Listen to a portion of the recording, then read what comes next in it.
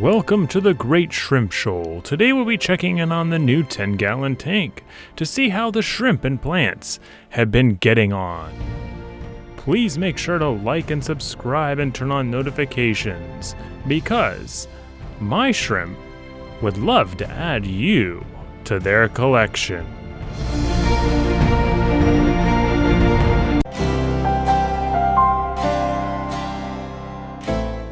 After a couple of weeks, the new tank is really taking off. The plants have established themselves and they're growing really well. I've spotted copepods in places other than the filter, so that must mean that their colony is thriving. You can see a few of them here fluttering around like pieces of snow in the light.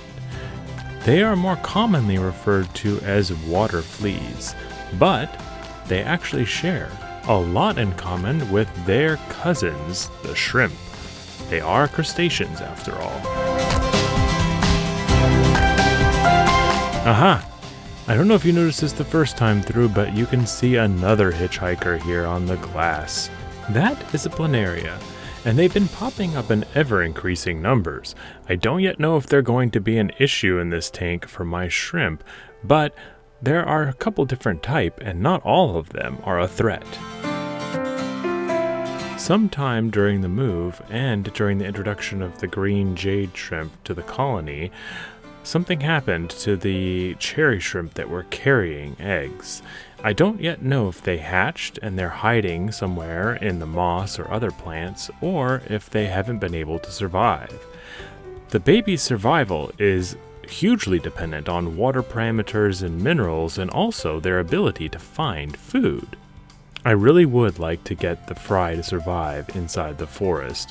It's an important step in order to sustain the colony of shrimp. But in the meantime, the health and the survivability of the other shrimp, the adults in particular, is essential to the colony's survival. I didn't yet find out what was causing the shrimp deaths, and starting a new tank is essentially hitting the reset button. It doesn't help figure anything out, but I have been working on a little side project that might be worth the wait. This is a GoPro that I have taken the lens off of and reconfigured so that it is a macro lens instead. And then I took the entire thing, put it into a watertight housing, and stuffed it into the tank, trying to find a good spot to film the shrimp at a much closer vantage point. And I'd have to say it did work out better than I had hoped. You see, the other cameras that I use include lenses that aren't able to get this close, and the GoPro, with the modification that I made, can actually get even closer. It's just not worth it. The depth of field disappears into this tiny sliver in front of the camera, so even a single shrimp can appear in focus in one portion and then out of focus in another. So if I went to the extreme, it would lose its utility and it wouldn't be as nifty anymore. Besides, this is close enough, and I think the results speak for themselves.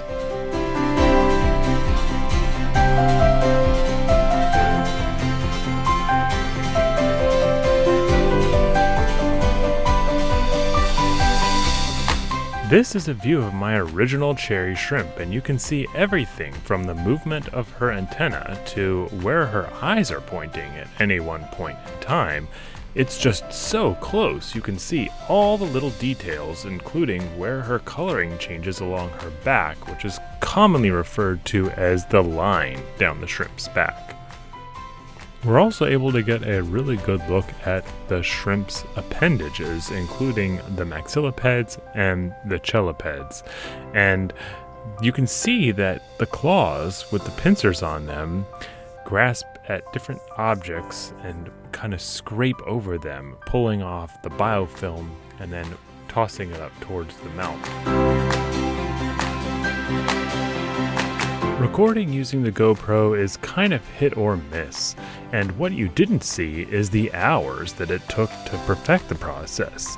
And the shrimp wouldn't necessarily let me get very close. This is only about an inch or two away from the shrimp right now, and I was lucky to get this close for the shots that I did get it. It's taken some time for them to grow accustomed to this thing being plopped into the tank unceremoniously whenever I need to get shots. It's not a constant feature, so I don't think that they've grown used to it at all. It still is probably pretty unnerving. Some of the female shrimp have stopped carrying eggs, and I don't know whether that's due to their age or the water parameters is making it hard for them, possibly. I'm doing more testing on a weekly basis, and I've expanded the types of testing that I'm doing. I think it's safe to say that I'm closing in on what I think may be the problem, and what have been causing all of the deaths and the odd behavior. But first, let me address another change that I made. And yeah, I know that these things are happening way too frequently, but I chose to replace the Rams Horn Snails with olive nerite snails instead. They do just as good a job cleaning up the tank, but they don't lay the kinds of eggs in clutches that will hatch in fresh water like the Rams Horn Snails do. I had a bit of a freak out one afternoon when I was filming, and I noticed that the main Ram's Horn Snail, or I guess a couple of them, had managed to lay close to 6 or 7 clutches of 16 to 30 eggs apiece. And I started doing the math, and if they were allowed to hatch, I would have quickly had a tank that was overwhelmed by nothing more than snails. This is actually one of the best GoPro sessions that I've filmed yet, and as you can see, the Rams Horn Snails are still there, and it's partially what led me to the decision to remove them from the tank, because as you can see during this time lapse, they are all over the place. They are good grazers and cleaners, but they also compete with the shrimp for food, and while that may not be an issue, I was concerned about their ability to reproduce so quickly. It just didn't seem fair with the shrimp struggling to survive and the snails just taking off.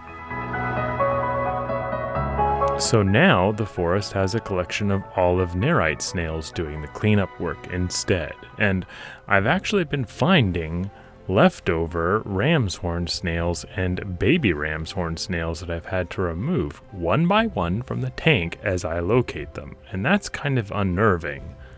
They've earned the reputation of being very nearly impossible to get rid of, and I now see where that reputation has come from.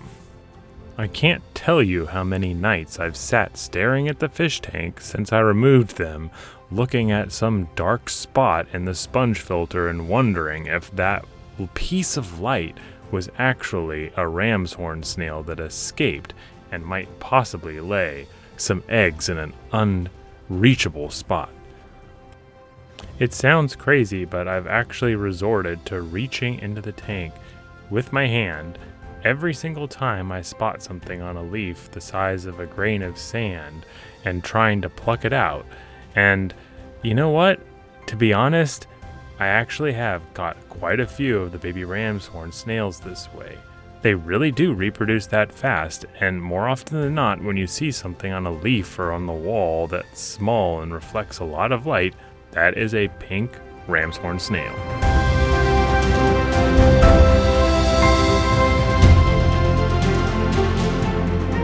So, getting back to what might be affecting the shrimp's health so much in the last few weeks, I think I've zeroed in on at least one thing that could be causing the most serious of those problems.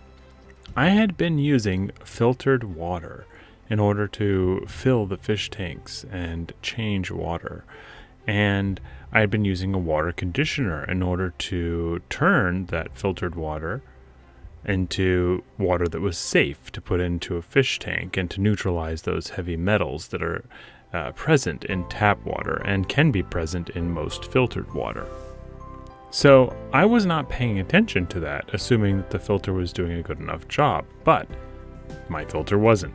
So I was leaving a good amount of those solids and minerals in the water, creating a very hard environment for these shrimp. And that could in turn lead to an inability to crack their carapace and molt properly.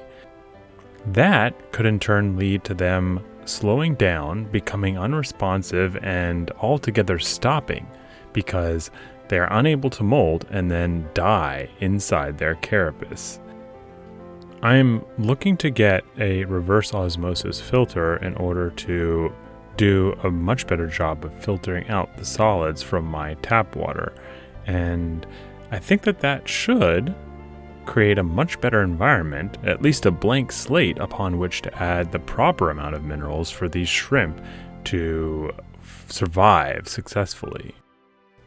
This theory also does a very good job of accounting for the fact that when the shrimps did get sick, they did so individually because shrimp would molt all at different times. So if this problem was basically centered on their inability to molt properly because of a mineral fluctuation or a deficiency, that could explain the seemingly random deaths inside the forest and inside the garden originally.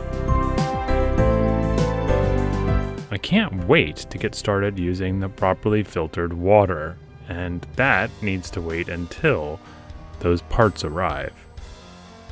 In the meantime, I've been using distilled water, which comes at a premium, but in order to keep these shrimp alive, I think it's something that I have to do.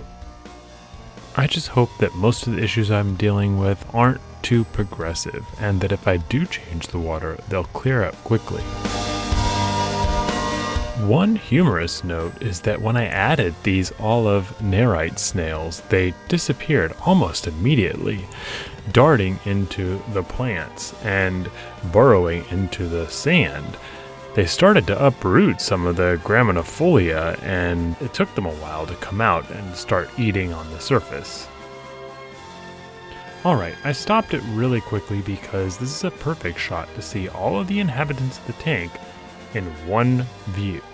And that includes the new green jade cherry shrimp, the olive nerite snails, which we just discussed. And then over here, you can see a copepod, and then in the lower left, you can see a detritus worm. And there is probably a planaria somewhere here on this screen, but I haven't been able to spot it. But rest assured, they're there. I'm sure they are. They're everywhere. All right, that just about covers all the new additional members of the tank. And I really think that the forest is coming along quite nicely.